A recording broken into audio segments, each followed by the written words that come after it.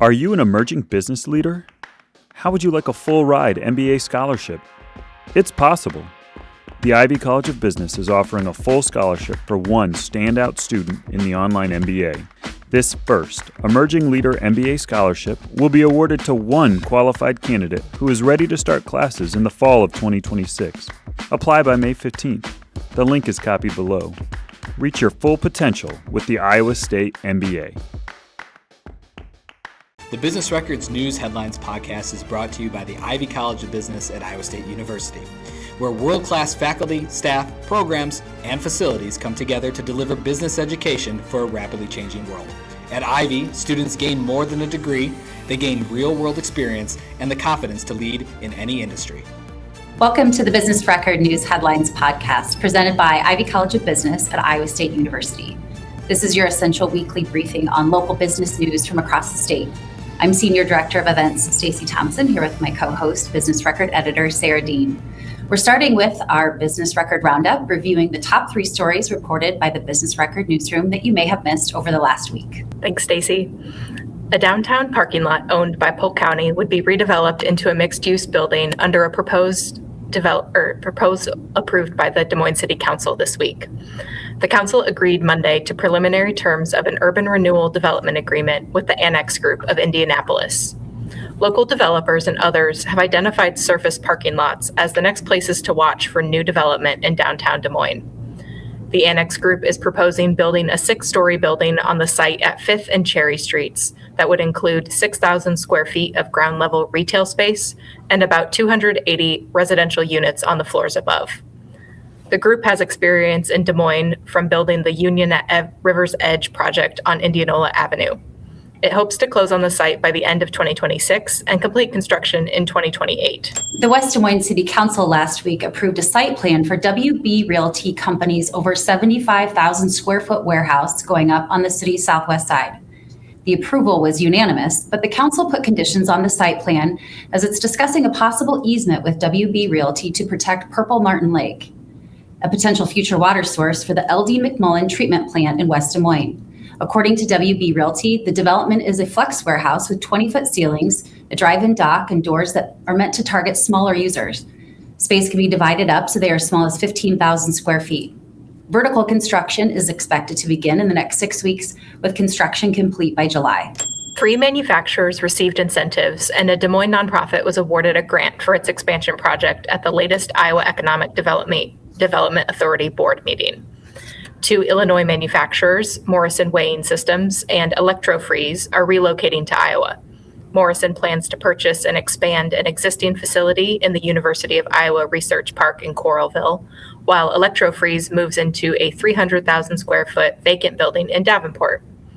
Iowa-based Sioux Honey Association is also purchasing a new facility in Sioux City to expand production capacity. Additionally, the Des Moines Children's Museum received a more than $780,000 grant for its relocation from Valley West Mall to a larger space in West Des Moines. You can read all these stories in full and more news at businessrecord.com.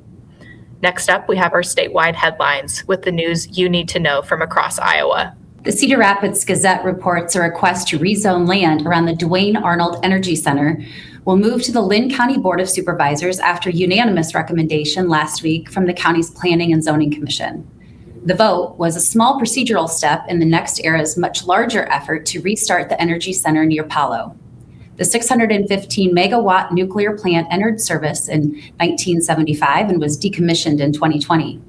Next Era is seeking approval from federal, state, and local regulatory agencies to restart plant operations by early 2029. This is to help meet growing U.S. energy demand. Governor Kim Reynolds last week appointed 2 new Iowa Board of Regents members, Steve Lacey, a former media executive, and Peter County, a former state lawmaker.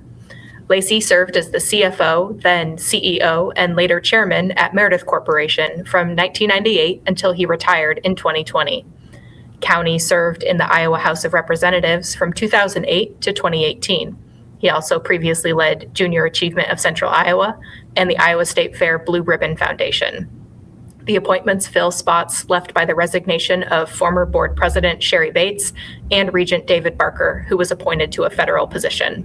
KCCI reports the Iowa Department of Transportation has unveiled a $100 million project to widen Interstate 35 from Huxley to Ames and transform the interchange with Highway 30. The plan involves removing both I-35 bridges over Highway 30 and replacing them with new ones, each featuring 3 lanes, as the current bridges have reached the end of their useful life.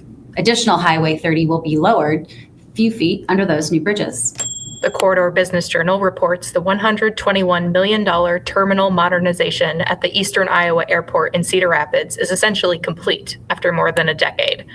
Airport officials say the project's 4th and final phase will wrap up soon, with a few exterior elements to finish in early 2026.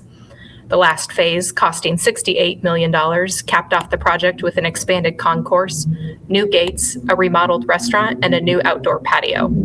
The project received funding from the Cedar Rapids Airport Commission, the state of Iowa, and the Federal Aviation Administration.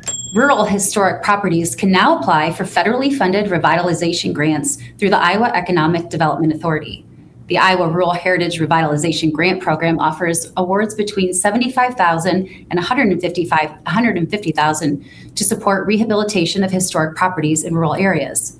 Eligible properties must be listed on the National Register of Historic Places or designated as a National Historic Landmark, and also be owned by qualifying organizations. Applications are due March 6. The Ivy College of Business at Iowa State University is proud to introduce the Emerging Leader MBA Scholarship, a full ride opportunity designed to develop Iowa's next generation of business leaders. Full ride, full potential. Learn more and apply online at ivybusiness.iastate.edu or by clicking the link in our show description. That's our show today, but before we go, we wanted to take a moment to say happy holidays.